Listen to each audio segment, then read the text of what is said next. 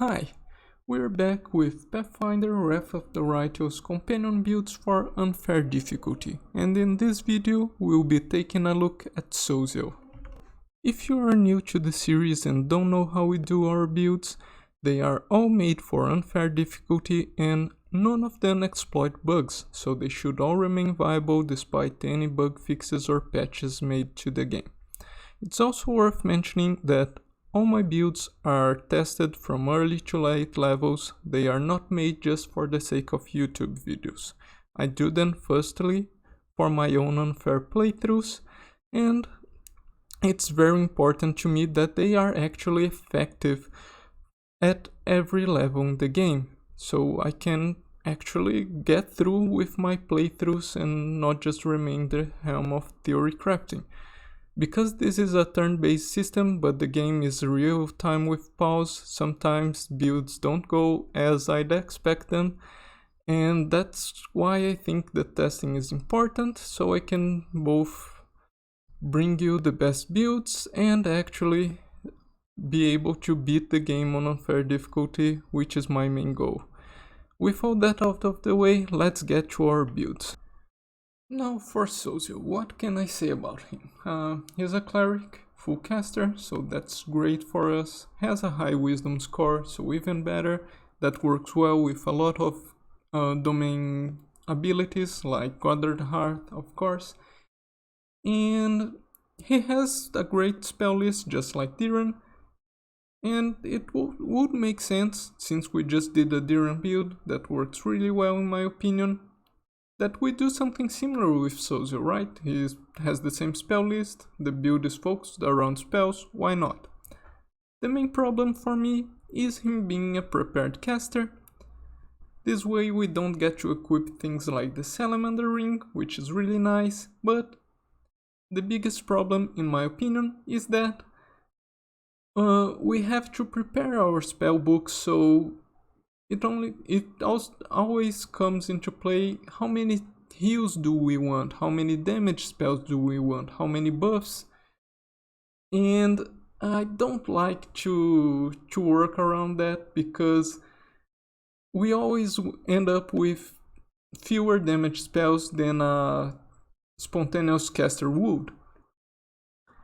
And yeah, I think we can do okay with him without going the spell damage route, especially because the spell damage route really does a lot better with a level 2 cross-blooded sorcerer. Your damage goes up by about 50%. So if we didn't do the cross-blooded pick, we would be a lot less effective than Diran. So, at the end of the day, I decided against a spell damage build for Sosiel. I think he can do well in melee, especially because he starts with a 16 strength, not great, but serviceable. And I actually want him to be melee most of the time, the reason being his domain powers, especially Luck Domain and Good Domain. Two amazing domains for him to start with. I'm very happy with our cat choice here. Both of them are touch abilities, right? Yeah, both of them are touch abilities, so you already want to be in melee to buff your party members with those, and doing damage in melee goes well with that. I know both of those are standard actions, but there's a mythic ability that's going to fix that for us. And until we get that mythic ability, we don't have much to do, especially because we won't have our main damage option much earlier than we get the mythic ability. So I'm not even going to showcase a early level combat, because mostly we just spend our actions using Lux Domain or Good Domain's abilities, and we cast Guarded Heart before combat starts, and that's basically what we do, so I don't think it's worth even showcasing that in combat. Now let's get to the build itself. We start with Meta Magic Heighten. This is our first feat choice. We keep going Cleric for now. So at level 7 we get our first choice in the build. We take Meta Magic Heighten. This is just for versatility, moving spells around. Then we keep going Cleric until level 9. And here we take Skill Focus Knowledge Word.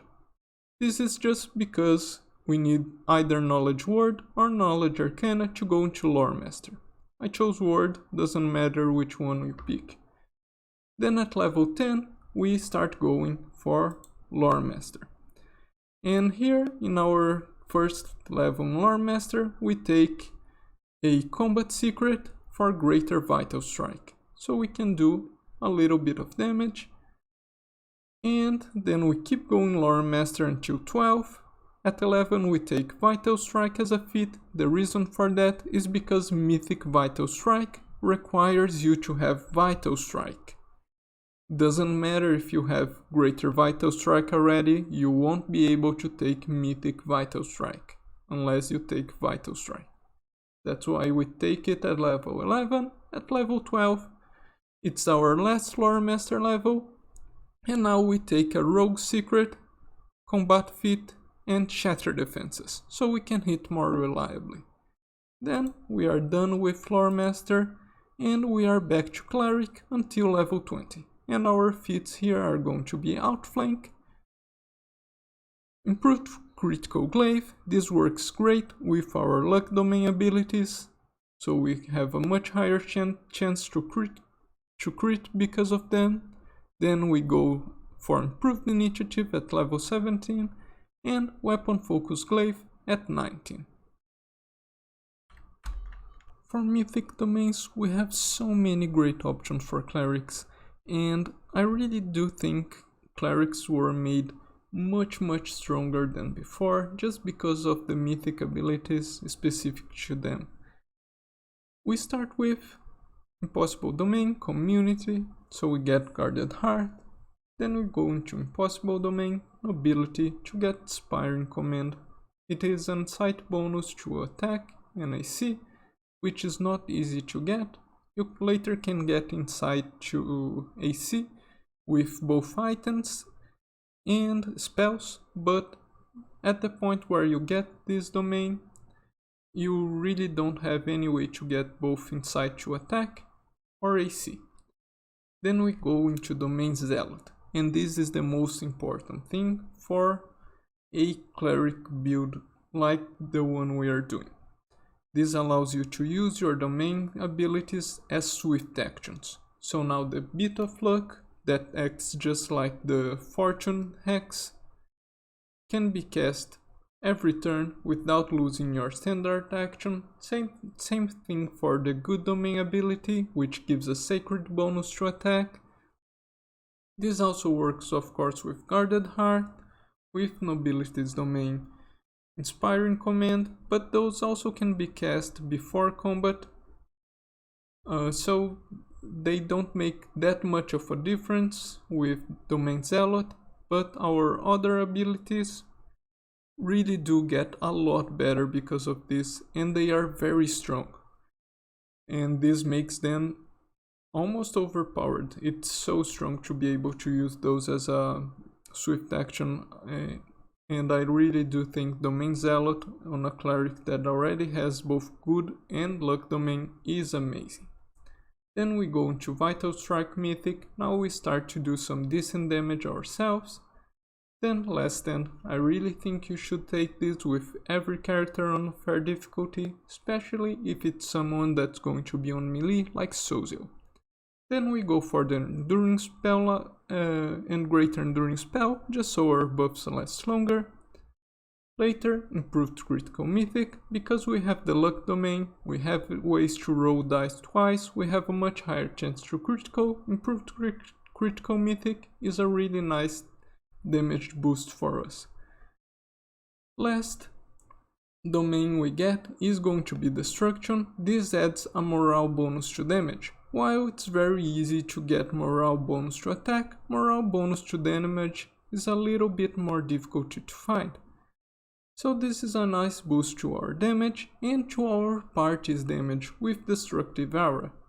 You may notice that Destructive Aura will also boost damage dealt to you, but the enemies already do so much damage that this barely makes a difference for them, while for us it's a very nice boost to damage. And last we take Leading Strike. It's a nice damage addition to us, not that big of a deal, but yeah, there was nothing too impactful to take here in my opinion. Cleric's spell list are great. We have a lot of good buffs, both to party members and defensive buffs, and also really nice offensive buffs for us. On first level, we have Shield of Faith, which scales with level. We also have Divine Favor, which later on gets overshadowed by Divine Power, but at early levels this is really nice for us. We also get one cast of True Strike as a domain spell, and I'm taking it really, it's useful in some fights. Then at level 2 we have a line weapon, which can be nice, and restorations, always nice to have some when you need to heal ability damage. At level 3 we get Magical Vestments, very strong for your tanks, and scale with caster level. We also have Resist Energy, which scales with caster level, so it's nice to have it slotted in.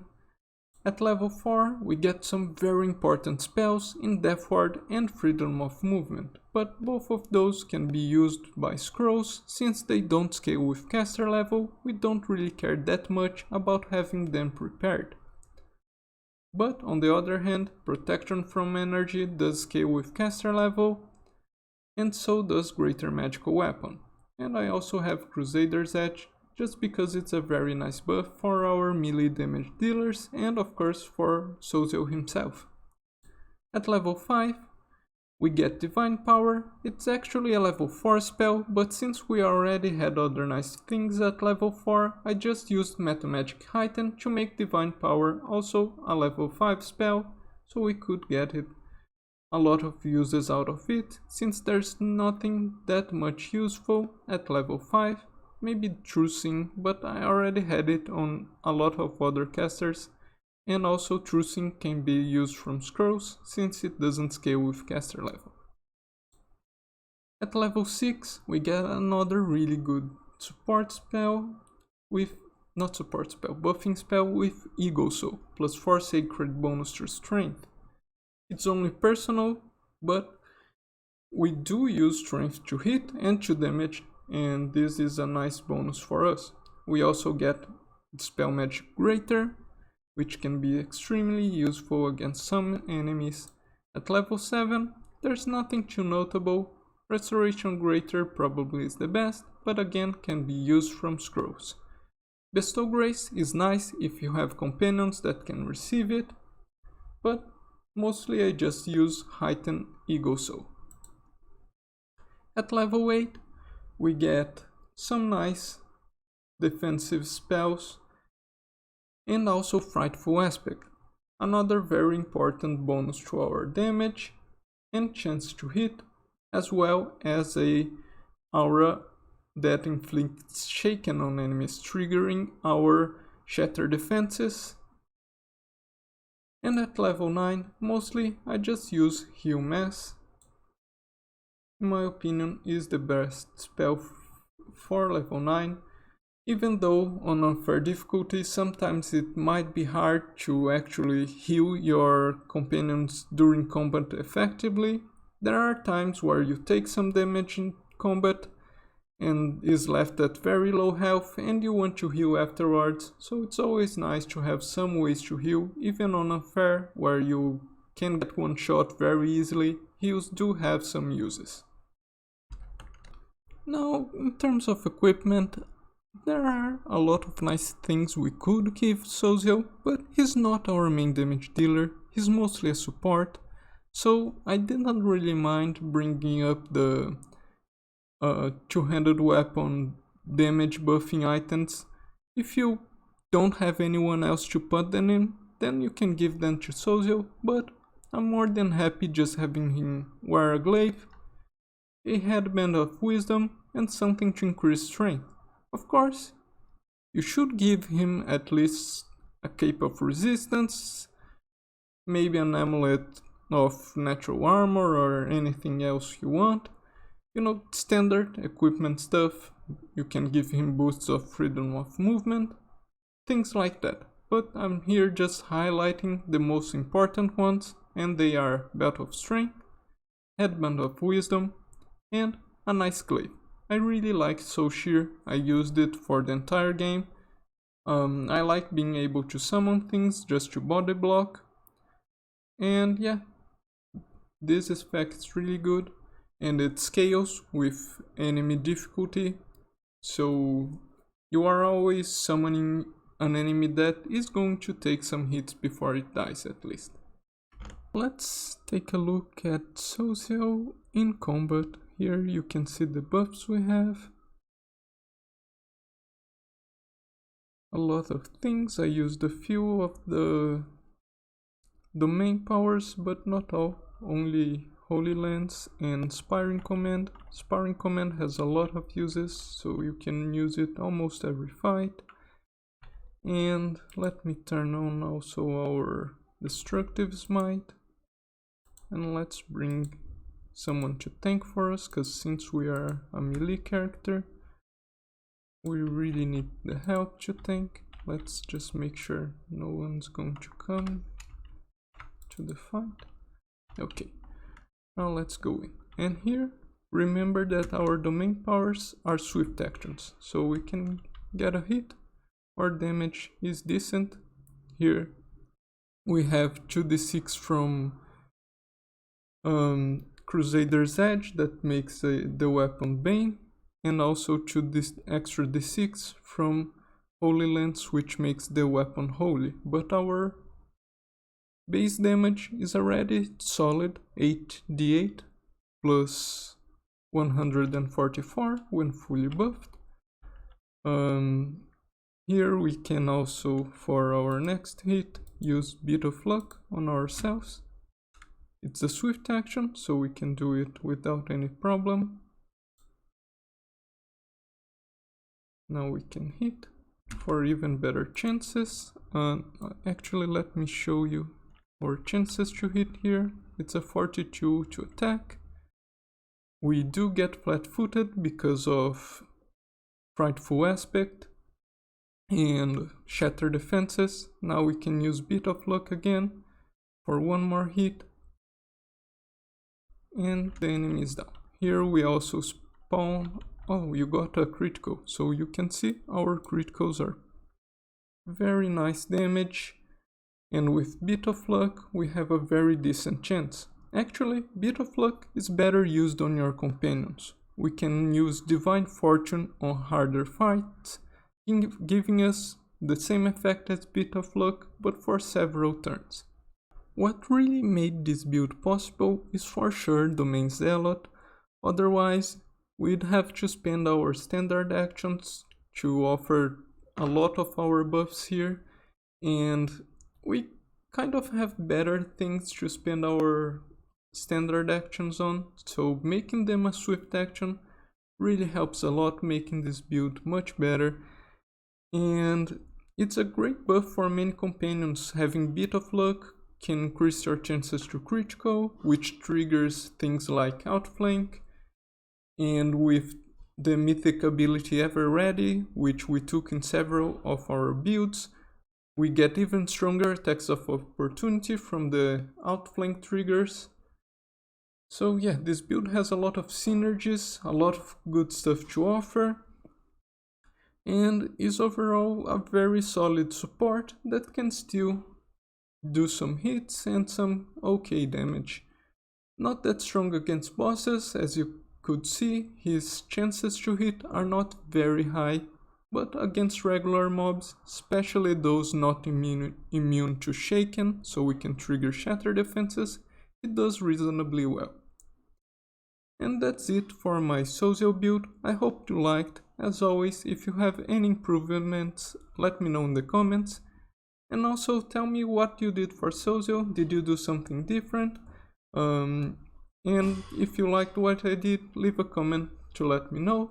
And until the next video, I hope you have a good time.